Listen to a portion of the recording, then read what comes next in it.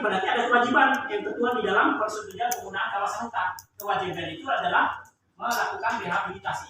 Nah, kalau memang ini tidak diungkapkan, berarti Anda menyembunyikan, tapi saya tidak sujud, berikan aja dulu klarifikasi. Nah, sekarang Pak Camat.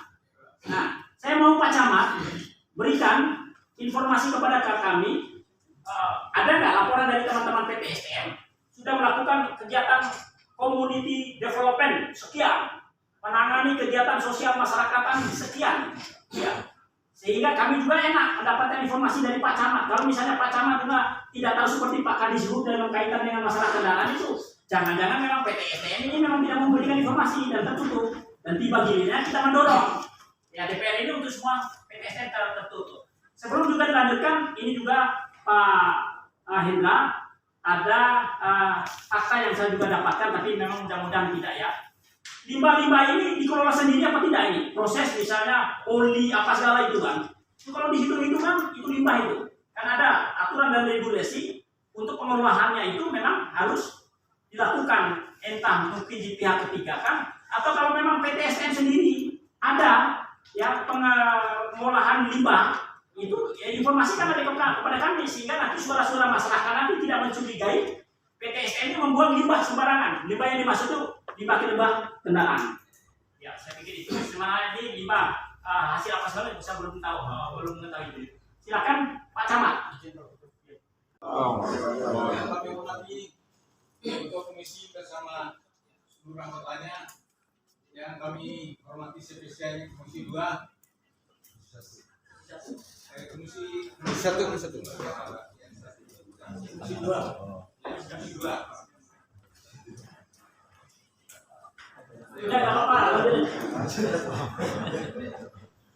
Anggaplah sendiri Pak. Iya. Nggak apa-apa. Lanjut coba. Yang kami hormati semua kepala dinas yang alhamdulillah pada siang hari ini hadir. Yang saya cinta dan saya banggakan sekaligus yang kami hormati pula teman-teman dari PT SM yang alhamdulillah pada siang hari ini semua berada bersama kita 4 bulan. Yang perlu kami informasikan bahwa kami berbicara yang khusus kecamatan. Yang pertama kami sampaikan bahwa sejak berdirinya PTSDM ini kami tetap bersama. Jadi semua kegiatanku saya ketemu Pak Ketua bersama saudara. Saya bawa konsep ini begitu banyak tapi saya juga saya bacakan karena sudah terlalu banyak. Namun di sana sini juga tentu saja dalam pelaksanaannya ada saja hal-hal yang kurang. Nah, seperti kemarin kami juga mendapatkan laporan bahwa ada kendala di atas sana yang menyangkut dengan masalah oli yang disampaikan oleh Pak Ketua. Namun pada saat itu saya juga sempat turun bersama Pak Wakil Bupati dan juga kami bersama Pak Wakil Bupati sudah memberikan saran kepada teman-teman di SDM tentang apa yang menjadi laporan daripada masyarakat. Mungkin alhamdulillah teman-teman SDM sudah menanganinya. Ya bagaimana Pak Hendra yang menyangkut dengan masalah limbah? Berikutnya Pak Ketua yang kami hormati yang menyangkut dengan masalah eksplorasi. Kami juga sangat berharap kepada teman-teman SDM kegiatan eksplorasi ini supaya bisa dipercepat. Jangan sampai karena memang kami mendapat laporan sejak berdirinya SDM ini tahun 2007 lah ya. Informasi yang kita dapat kemarin itu 2023 sudah eksploitasi. Namun kemarin pas kita rapat pada saat hari kemarin sekitar bulan puasa diperpanjang lagi. Kami berharap kepada PTSDM agar dipercepat. Yang kedua, yang menyangkut dengan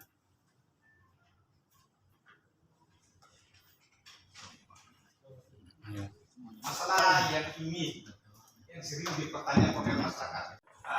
DPR hari ini yang mengadakan rapat sehingga segala sesuatu yang menyangkut dengan perkembangan kita di PT STMI bisa kita ekonomi bersama. Dan yang terakhir saya sampaikan, selama ini juga kami di Kecamatan Mulu ya lebih kurang sudah 60 atau 50% diterima sebagai tenaga kerja. Namun dalam hal ini kita juga berharap teman-teman atau keluarga kita di kecamatan lain Kabupaten Dompu ini bisa diterima juga karena kami sebagai keluarga kita.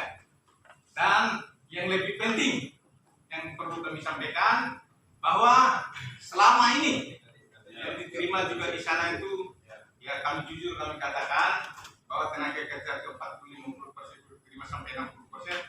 Nah, yang kita harapkan itu tenaga kerja ahli juga diterima kita juga sebagai masyarakat dan masyarakat Kabupaten Dompu. Selama ini berdasarkan pengamatan kami ini yang diterima di sana itu adalah tenaga skill ya. Mereka skill. Ya kedepannya kami berharap tenaga ahli dan profesional juga bisa Kecamatan Mulu dan khususnya Kabupaten Dompu. Mungkin ini yang bisa saya sampaikan. Assalamualaikum warahmatullahi wabarakatuh. Waalaikumsalam warahmatullahi wabarakatuh. Ya, alhamdulillah. Singkatnya, hadirin serta review sama-sama saya hormati saya terkait dengan tugas dan fungsi kami di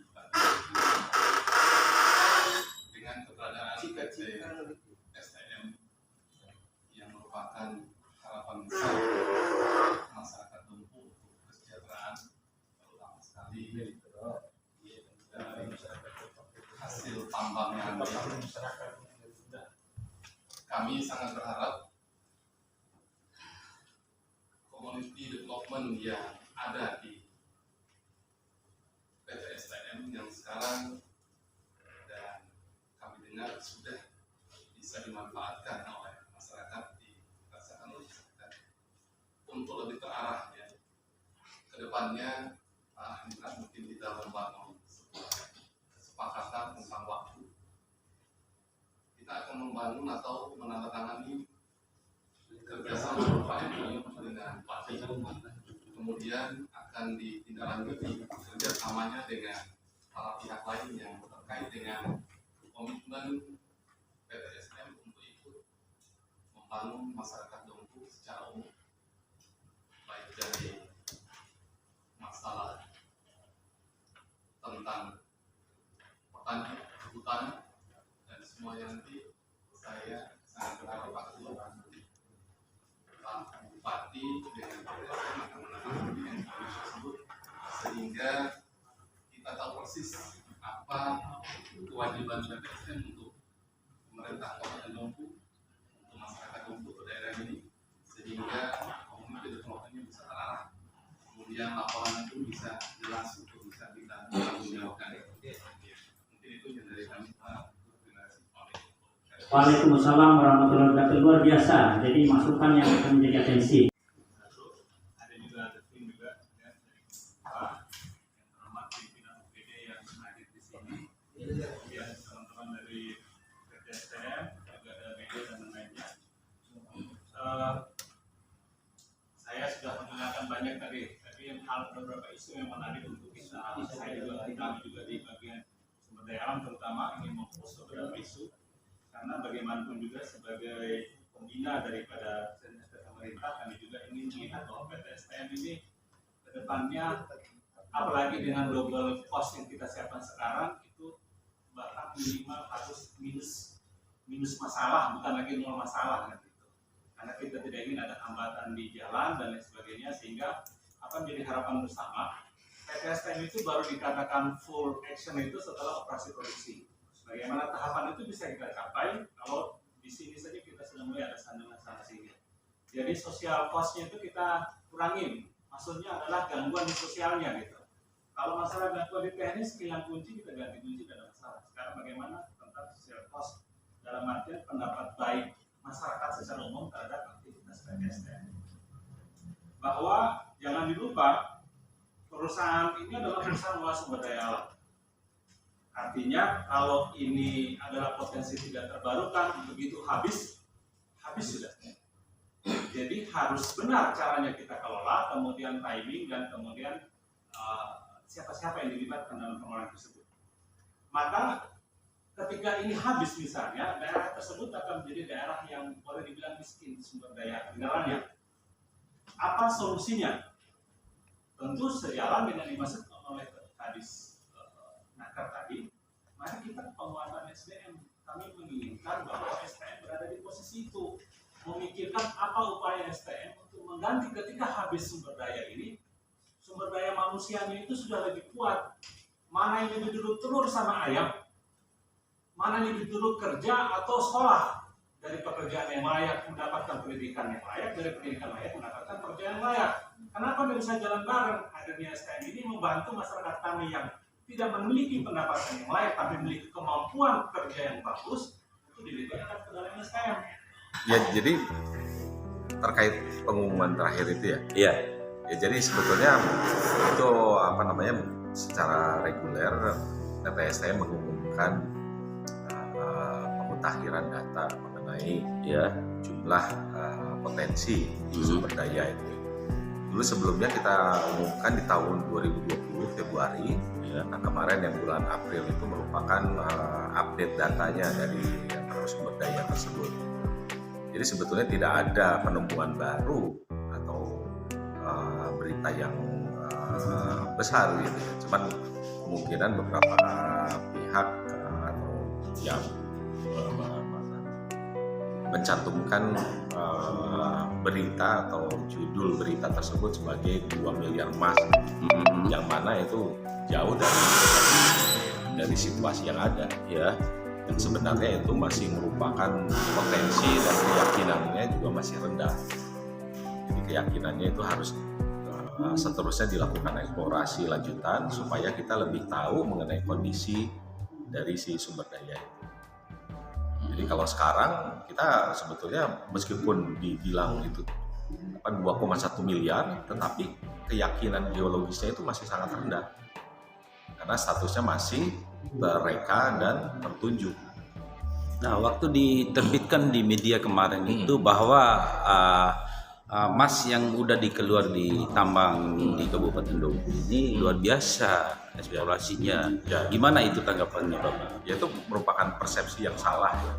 Persepsi yang salah. Jadi fokus PTSDM itu adalah mencari tembaga sebetulnya. Nah, emas itu biasanya memang selalu ada di mana tembaga ada. Dan itu pun angkanya harus dilihat, kalau misalnya dilihat lebih detail gitu ya. Itu kandungannya misalkan kandungan tembaga itu hanya 0,87% dari setiap tonnya. Jadi bayangkan kalau misalkan mineralnya itu 1 ton gitu. Nah, itu mungkin tidak sampai 1 kilo gitu tembaganya, atau emasnya bahkan lebih kecil lagi. Izin, apakah yang keluar di tambang itu bukan emas saja, sedangkan ada tembaga? Nah, ada kembali uraniumnya juga ada nggak di situ? Uranium itu ada sebagai kandungan yang alami di dalam tanah ya. Tapi kita tidak melakukan uji adanya uranium yang terkandung di lokasi penambangan. Jadi kita tidak pernah uji apakah ada atau tidak.